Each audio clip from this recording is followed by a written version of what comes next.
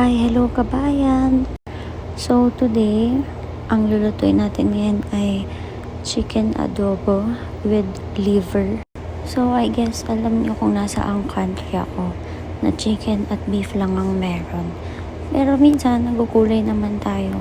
Sabi ko nga detoxing tong 2 taon na ito.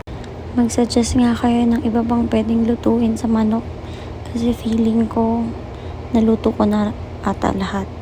So going back, ngayon na lang tayo ulit nakapag-video kasi nabisi tayo sa training sa work.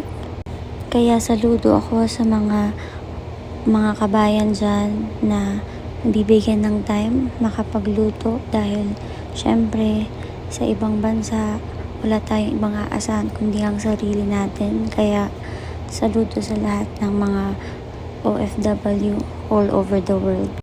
So, balik tayo sa niluluto ko. Naggisa lang ako ng ginger, ng bawang, ng sibuyas. And then, nilagay ko yung chicken. Pagka-simmer ng chicken, tinanggal ko at nilagay ko naman yung atay. So, yung atay, same lang din. Then, after, yung patatas naman yung nilagay ko. Kapag half-cook na yung patatas, tsaka ko siya tinimplahan ng toyo, suka, pepper, tsaka chili flakes. Tapos di na ako nag-aasin kasi para sa akin okay na yung toyo lang.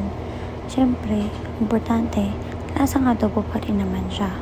Kapag ganito, i-ref ko na lang siya tapos kukuha na lang ako kung gano'ng kadami yung kakainin ko para i-reheat.